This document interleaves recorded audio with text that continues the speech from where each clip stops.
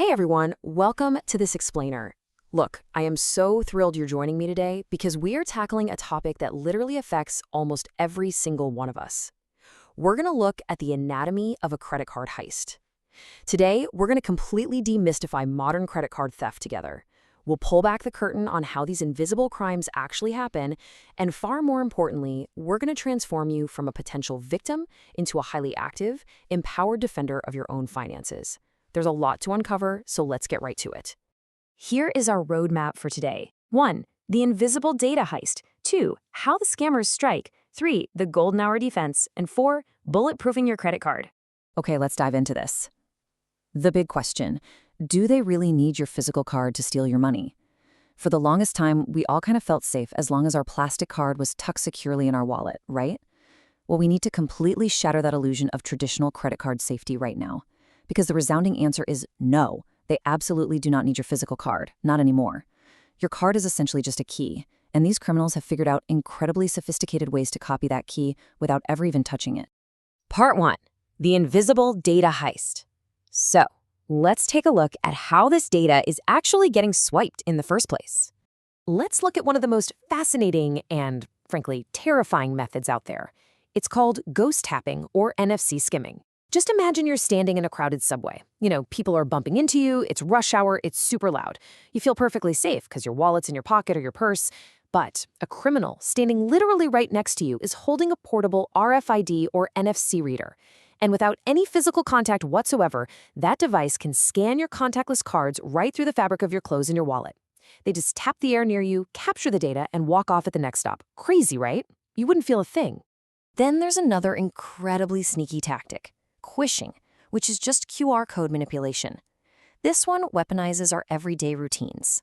Picture this. You're parking your car at a city meter, or maybe you're sitting down at your favorite local cafe to order a coffee. You see a QR code to pay, so you naturally just whip out your phone and scan it. But what you don't know is that fraudsters have printed out a sticker of a fake QR code and placed it perfectly over the real one. So instead of paying the city or the cafe, that code leads you to a highly convincing phishing page designed to quietly steal your card information the exact moment you hit submit. And the threat landscape is just constantly expanding. Criminals deploy AI-powered phishing and smishing to send flawless, fake bank emails and texts that look exactly like the real thing. They use browser malware and spyware, basically malicious extensions or apps that quietly log your keystrokes as you type your card number, or they just steal your saved payment info right out of your browser.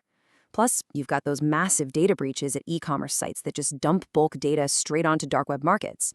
And sometimes, actually, it's remarkably low-tech. Physical misuse at the point of sale is still a massive issue. You hand your card to a cashier, and while your back is turned for a second, they simply snap a quick photo of the details. Even that basic physical theft goes straight into feeding the dark web. All right, part 2, how the scammers strike. This is where things escalate, and that stolen data is actually weaponized against you. Now, what's really interesting about this slide is a massive loophole scammers exploit: international payment gateways. In India, we are very used to needing an OTP, a one-time password, for every single online transaction, right? It feels like this impenetrable safety net. But if your credit card is activated for international transactions, there are gateways out there that simply do not require an OTP.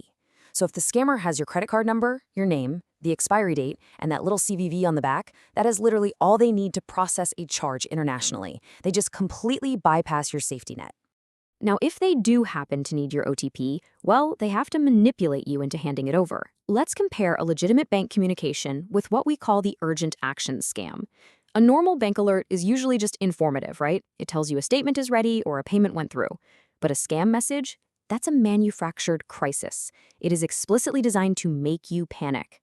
It'll scream things like, urgent action required to prevent account suspension, or verify this massive transaction immediately. They want your heart rate to spike so that all logic goes out the window and you just click their fraudulent portal to type in your data and fix the problem. And their playbook is incredibly diverse. They might orchestrate account takeovers by impersonating bank officials to socially engineer you into giving up your login credentials. Then they just add your cards to their digital wallets. Or they'll lure you in with fake reward points, calling or texting to say you've got massive unused points about to expire, which leads to a fake site demanding your full card number just to redeem them. They lurk on second-hand marketplaces like Facebook, creating fake listings for high-end items to steal your payment details. They even trick you with fake refunds or overcharge scams, making you think you were billed twice, then asking for your card details to issue a quote-unquote refund, which, yeah, is really just them pulling more funds right out of your account. Part 3, the golden hour defense. Okay, take a breath. It is time to pivot and take your power back. 40 minutes. If you realize a scam is in progress, speed is your absolute only defense here. The data actually tells us that most modern digital thefts occur within a devastating 40-minute window. You don't have hours to ponder what just happened. You literally have minutes to act. So, the crucial point here is memorizing this specific number, 1930. For Indian citizens, 1930 is the National Cyber Fraud Helpline. If you report the fraud within the first hour, which authorities refer to as the golden hour, law enforcement often has the actual ability to freeze the scammer's bank account before they can withdraw your stolen money. So 1930 is your absolute first line of defense. Let's walk through how this builds into an entire protocol. I call this the immediate financial kill switch. If you're compromised, you instantly go into panic mode protocol. Step 1, call 1930 immediately. Step 2, block your card. Do not wait on hold to talk to a bank representative. It takes too long. Use the emergency SMS shortcode, like texting block to your bank, or use that one-tap block feature in your mobile banking app. You want to cut the cord instantly. And step 3, save the evidence. Before you delete that scam text out of pure anger, take screenshots of the fraudulent transaction SMS, the scammer's phone number, and the phishing link. You're definitely going to need those for your report. All right. Part 4, bulletproofing your credit card. Let's talk about proactive protection before anything bad even happens.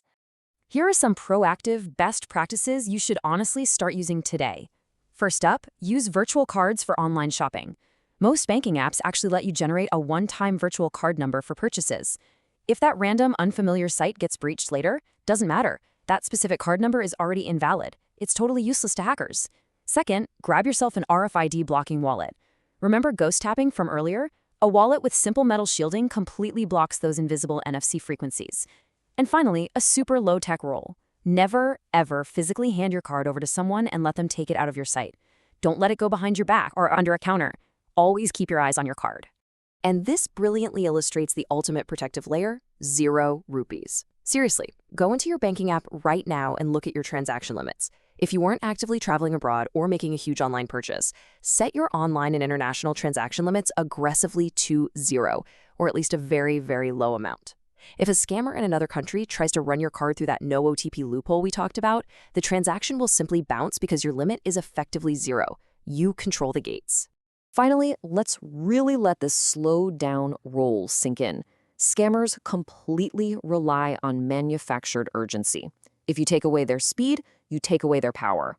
Legitimate authorities, whether it's the RBI, your bank, or the police, they will never ever pressure you to act immediately. They won't force you to share an OTP or make you process a payment over a phone call.